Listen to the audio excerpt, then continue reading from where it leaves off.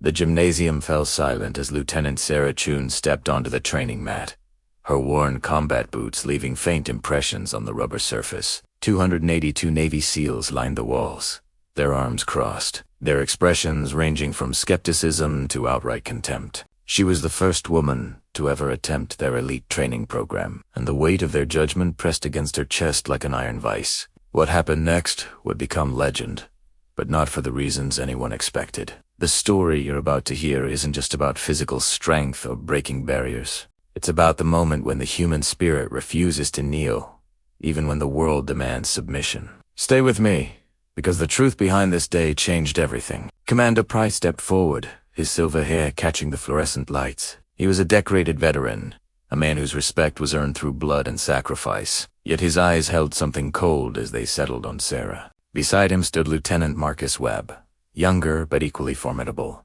his jaw set with the same rigid disapproval. They had made their position clear from day one.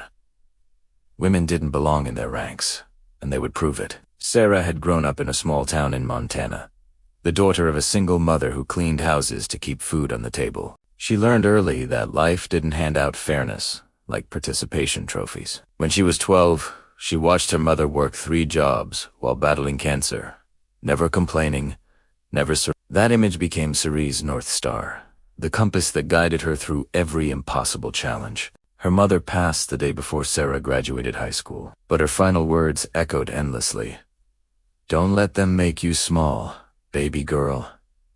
Stand tall, even if you stand alone." The training exercise was supposed to be routine, a demonstration of close-quarters combat techniques. But Commander Price had other plans. He nodded to Webb, and both men advanced on Sarah with a synchronization that spoke of countless battles fought together. The other SEALs leaned forward, sensing blood in the water. This wasn't training. This was an execution designed to humiliate, to break, to send a message that would echo through every military base in the nation.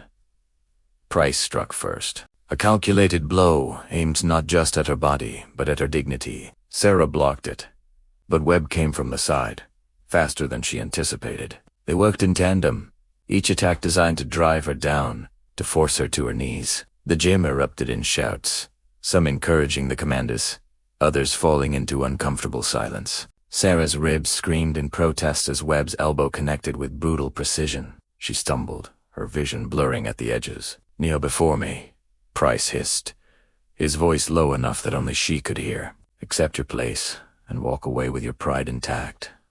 This isn't your world." For a moment, time crystallized. Sarah saw her mother's face, saw the women who had fought before her, saw the young girls who had come after, watching to see if the barrier would hold or shatter. She thought about her childhood friend, Emma, who had dreamed of being a pilot but was told girls belonged on the ground. She thought about her drill instructor's daughter, who asked Sarah during family day if girls could really be strong.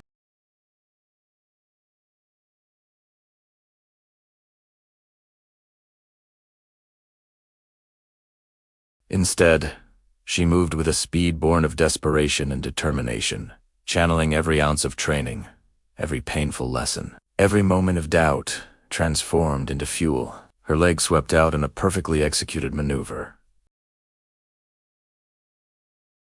The sound of bone meeting force echoed like a gunshot. He went down hard, shock and pain replacing the contempt in his eyes.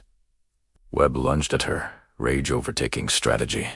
And that was his mistake. Sarah pivoted, using his momentum against him, her hands finding the pressure points her instructors had taught her to never use except in life-or-death situations. His leg buckled in a way legs weren't meant to bend, and he crumpled beside his commander, both men writhing on the mat. The gymnasium exploded. Not with celebration, but with chaos. Medics rushed forward. Officers shouted orders. Sarah stood in the center of the storm, bleeding from a cut above her eye, her hands trembling not from fear but from the adrenaline crash that follows survival. She hadn't wanted to hurt them. She had simply refused to be destroyed. What happened in the following hours changed military protocol forever. Investigations revealed Price and Webb had orchestrated similar attacks on other female candidates, driving them from service through intimidation and orchestrated failure. Sarah's stand became the catalyst for sweeping reforms, for accountability that had been needed for decades. Both men were dishonorably discharged, their careers ending not in glory but in shame. But the real story, the one that matters most, unfolded in the weeks after. 17 women enlisted for SEAL training the following quarter.